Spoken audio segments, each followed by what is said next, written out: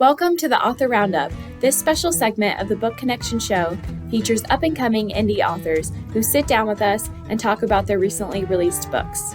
Join us as we chat with our next guest author.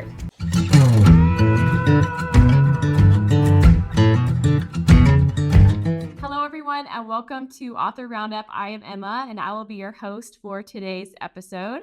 I have self-published author Barbara Ann Rittenhouse-Venningberg. Her newest published book is called Vanessa, Live Life with Love.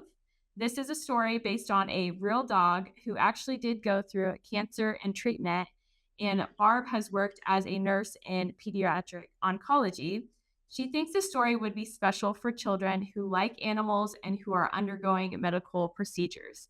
Hi, Barb. Thanks for joining me for our second interview. You are our first author back for a second interview. How exciting. How are you today? I'm good, and it's nice to see you again. I had a good time the last time, so it's nice to see a familiar face. Yeah, of course. And can you tell us a little bit about your newest book, Vanessa, Live Life with Love? Vanessa was, like all dog lovers who love their animals, every one of us will tell you this was one really special animal, and Vanessa was a special animal. We had her for about a little over 4 years and noticed some issues. And surprisingly, we were able to diagnose that she had cancer and took her to a specialty hospital who couldn't do surgery, but they did radiation treatments on her. And it kept her with us for another almost 5 years. So it was worthwhile. It was a big procedure, but she lived a much fuller, happier life by going through what we did. And it was an interesting process for all of us to learn from. Yeah. I remember last time for our interview, you talked about wanting to do another book. And so this is the book that we were talking about. So it's so exciting. Right. So yeah, you've written a few children's books. So this is like your expertise, your realm. How is this children's book different from your other two? This one had a little bit different purpose. When I worked as a nurse, I didn't even have children at that time when I worked as a nurse in oncology. And I didn't even have my own kids at that time. And I always thought that it was so sad that the poor kids that we did so much medical treatments on were so young and didn't really have the opportunity to have what we all think of as a normal childhood without having to go to the doctor every week or the hospital every week and have blood tests and medications and, painful procedures. And I always felt bad that they grew up having to go through all of that and probably not really understanding it all. And so when Vanessa had her issues, it made me think telling us a little bit of a story about her might be helpful to a child who has to go through some procedures that they don't really understand, to realize that there are other people and other animals that go through things like this and come out on the other end and do well. Yeah. Oh, I love that. I love that you had a purpose for the book as well as like a really good story, because it's always great to have like a really good message, especially for a children's book as well. So yeah, this story is about partaking in a new experience, a new atmosphere, in this case, a new puppy on a farm named Vanessa. Can you share about how quickly she became beloved by all the other animals and why you took that route of like a new puppy on a farm for the sake of your children's story? Well, a lot of it is true, the way that she interacted with the other animals. And she was probably one of our first inside house dogs. We had always had multiple animals outside because we had a farm with a barn. Everybody slept in the barn at night. It was, pretty easy to have a lot of animals. But when she came kind of in the wintertime, and she was little and she was cute. And pretty soon we had a dog that turned into, pretty good sized dog living in the house with us. And that makes them that much more a part of your family when they're sleeping in your room, and with you all the time. And it's a different kind of relationship with an animal than having like a farm animal. And she really was. She really did think she was a person. I don't really think she thought she was a dog. But we didn't treat her like a dog, really. Yeah, she was part of the family. Yeah. Yeah. Yeah. Okay, so your book highlights how Vanessa forms friendships with dogs and cats and horses. How does the theme of like community and friendship unfold throughout the story, and what message does it convey to young readers? Well, she was so good with every person as well as all the other animals, and it kind of is a good goal to be that way yourself as a Right. child, having friends and having siblings, and you Yeah. know then we all do a whole lot better when we get along Mhm. and live with love. Yeah. Yeah, absolutely. And despite the challenges that Vanessa faces, I know you talk about it in the book, how and she exhibits like strength and determination and throughout her journey. How does this theme resonate with readers? I know we talked about it a little bit with like kids that have, go through treatment and things like that. And what lessons do you hope that kids take from Vanessa's resilience, I guess? I think that she never acted like she was sick. Mhm. She just pushed on through, and it was just surprising that we were able to figure out that there was something wrong with her. But Yeah. by figuring that out, then we were able to try to do something positive about it. Mhm. Had it gone a lot longer, we might not have been successful. Yeah. And as soon as she started her treatments, she, carried on like all was well. She went with us everywhere. She went to work with us every day. And, if you didn't know her story, you wouldn't know there was anything wrong with her. She always Yeah. looked healthy. And Yeah. yeah, I think for kids, the best thing to do is, cooperate and do the best that you can to help yourself succeed with whatever treatments that you have to have, and Mm. accept the support of everybody around you, and things Yeah. will go be more successful. Yeah. Yeah, that's true. And I think also just trying to move forward and get exercise, kind of act like naive in a sense, I guess, because that seems like what Vanessa did. She just wanted to stay positive and keep going and act like, nothing was wrong. And that probably helped her, make it so far in the end as well. I think so. Maybe the fact that she was a dog and she didn't understand exactly what was Yeah. going on was helpful for her, because Yeah. she just did her thing, and it we were able to make a difference and keep her going. Yeah. I think sometimes we as people, we analyze things so much and we worry so much, Yeah. and sometimes we just have to be positive and go with the flow and have some hope that things will be good.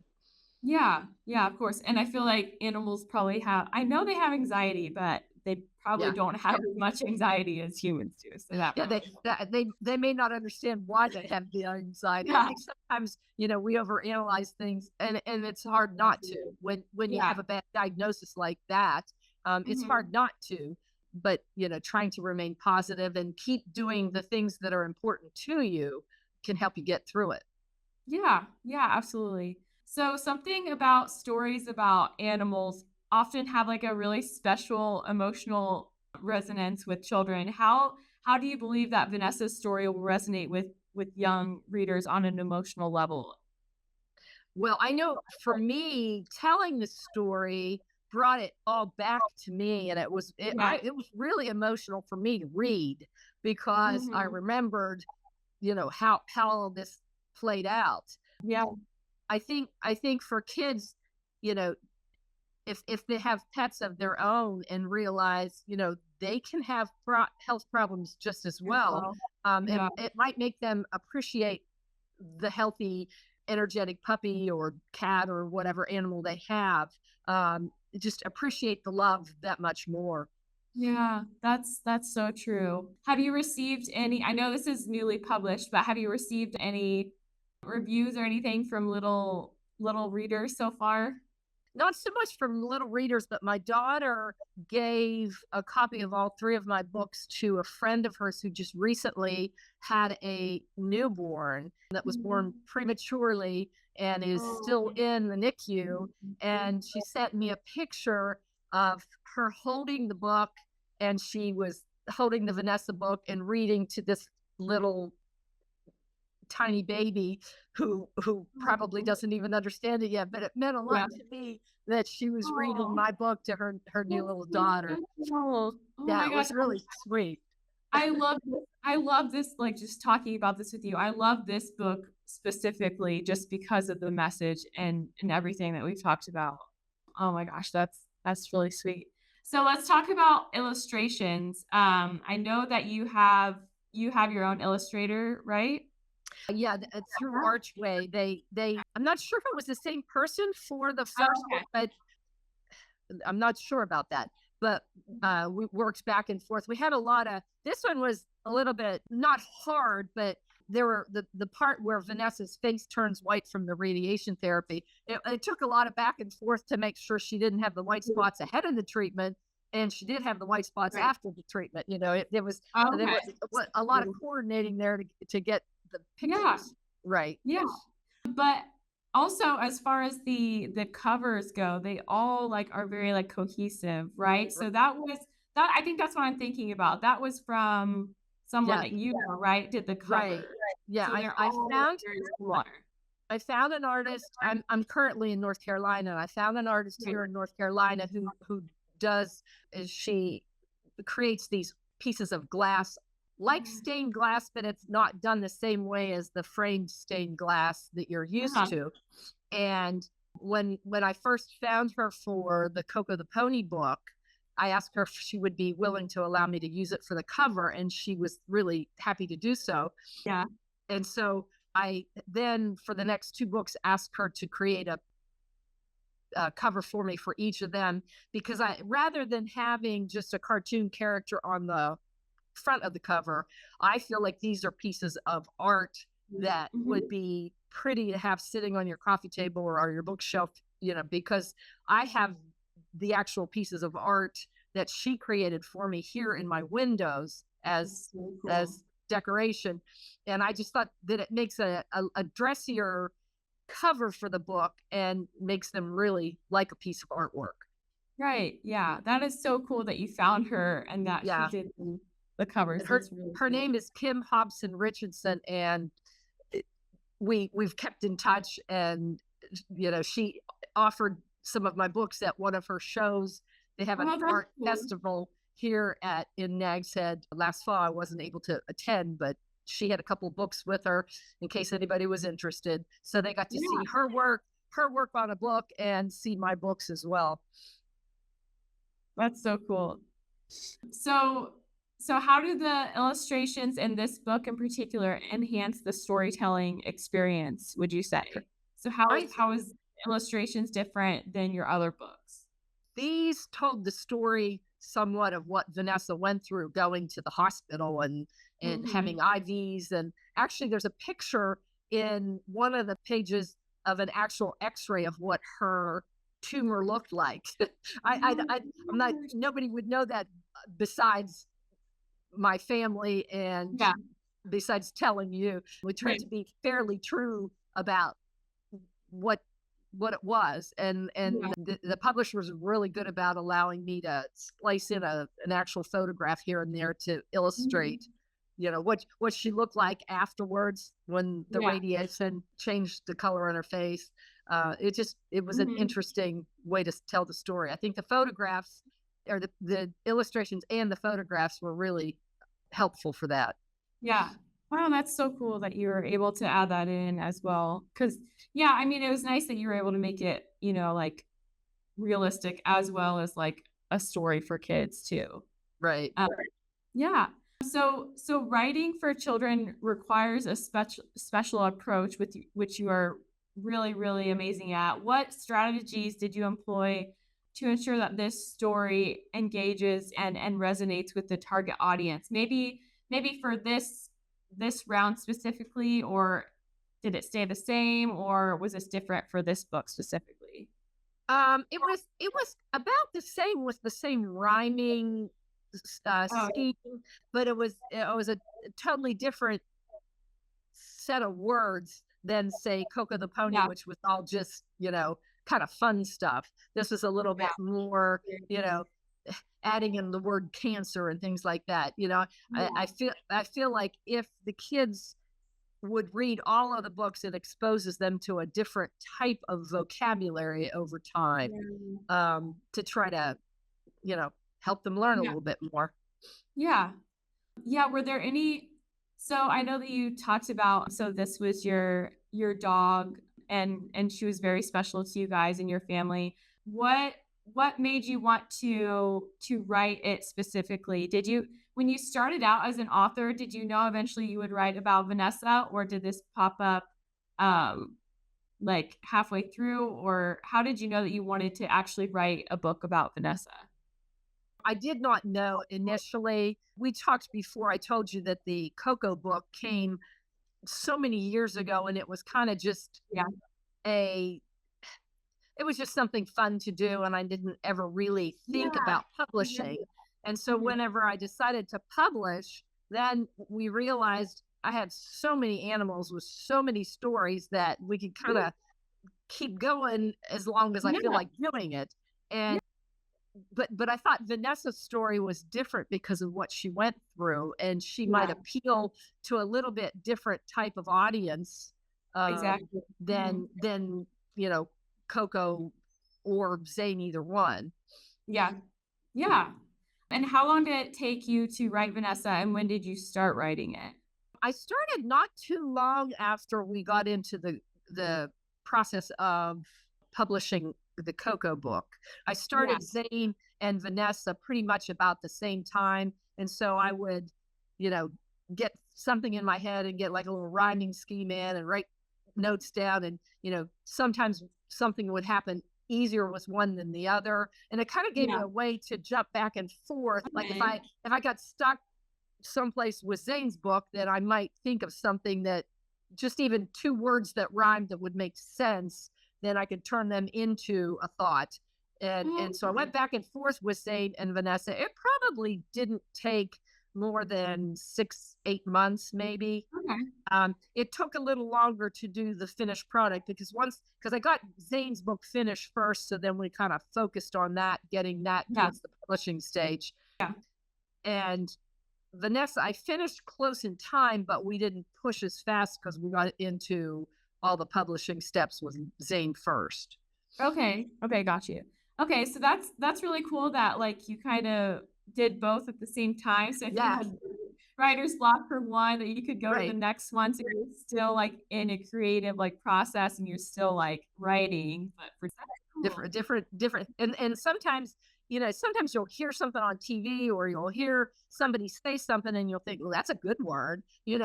Maybe I can fit that in somewhere, especially if you hear two that kind of rhyme together and you think, Yeah, oh, go together.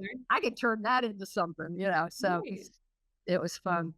So how much time and energy would you say that you dedicate to your writing? It it really varies. It Okay. depends on if I'm actively in the process of putting the words on the pages, maybe half time through the week. But it kind of depends. It's the kind of thing that you can do while you're busy with other things, and you just kind of shelve it if you have to. But Yeah. then Right.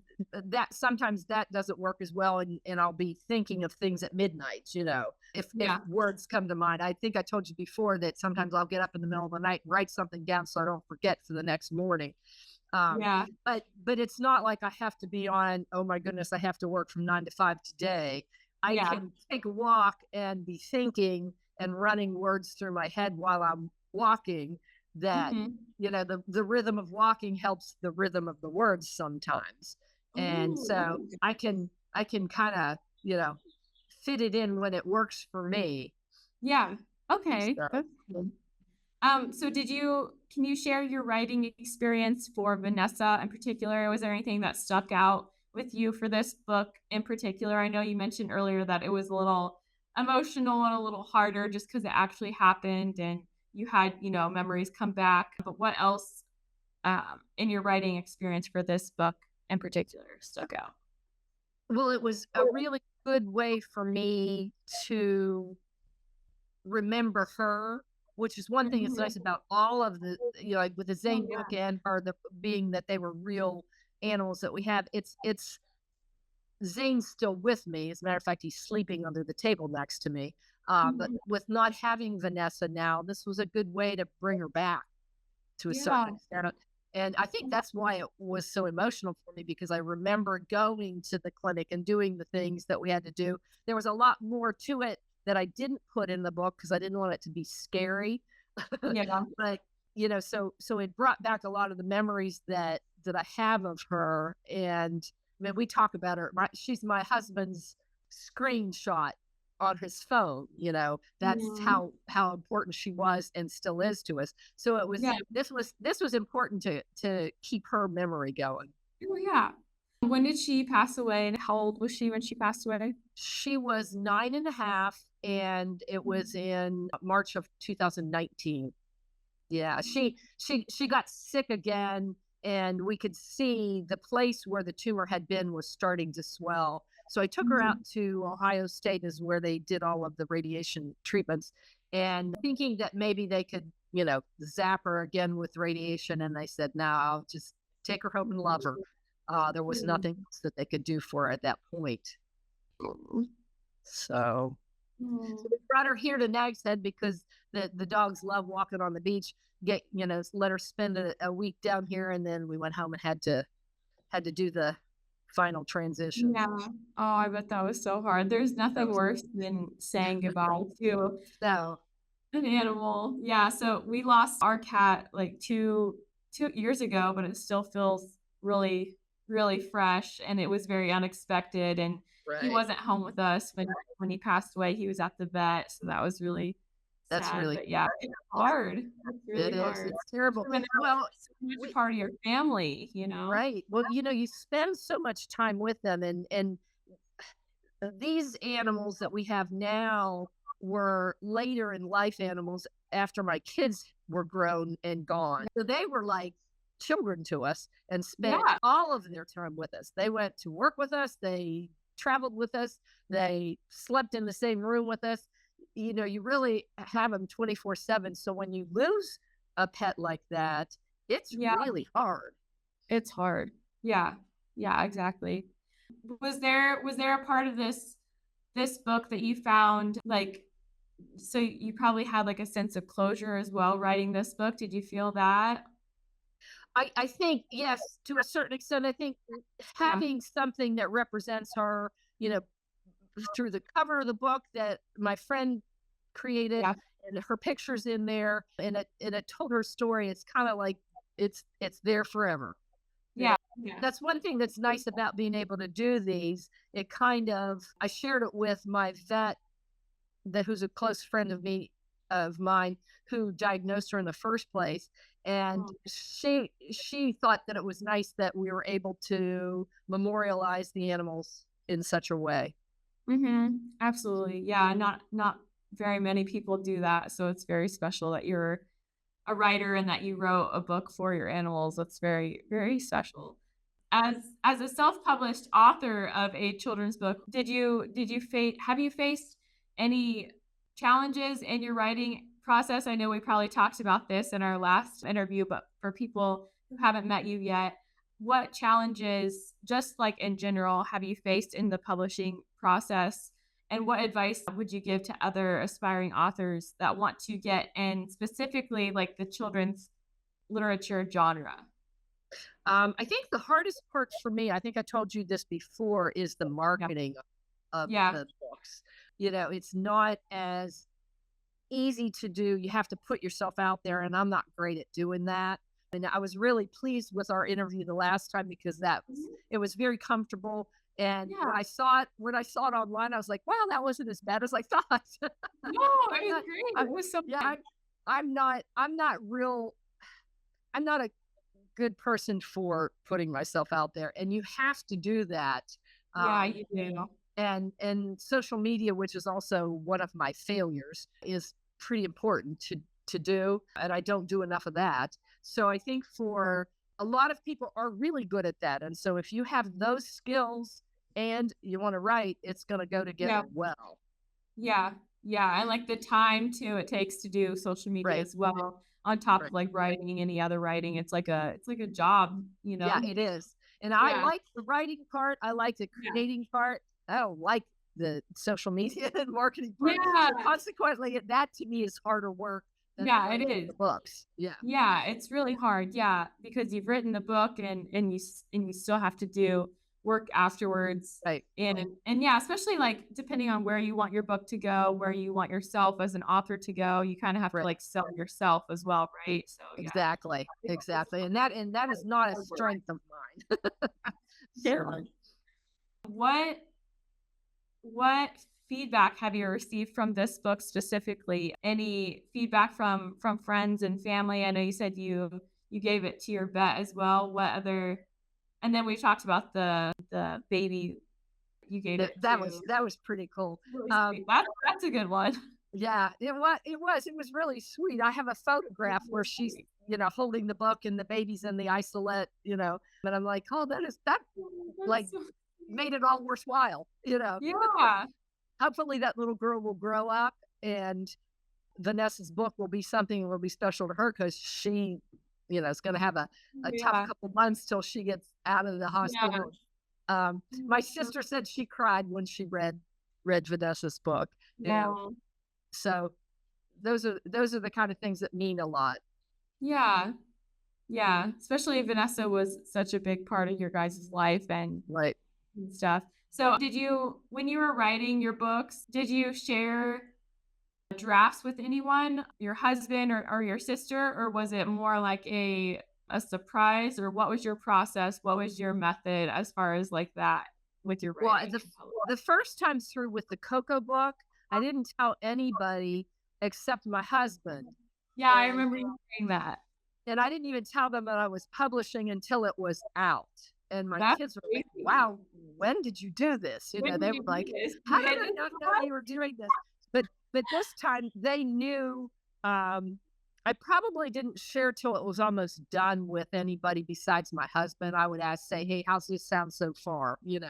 Uh, and That's great. my oldest son would hear bits and pieces because I was doing a lot of the writing in Florida where they live. Okay. I, I kind of don't spread it out too much till I'm almost to the point where I think it's close to being Okay. ready. Yeah. Very cool. Well, do you have any goals for this year? How are your other children's books doing? Well, I have two started that I haven't been pushing real hard on. One Uh-huh. is about one is about a dog who belongs to my son who was a world traveler. My son was in the Navy.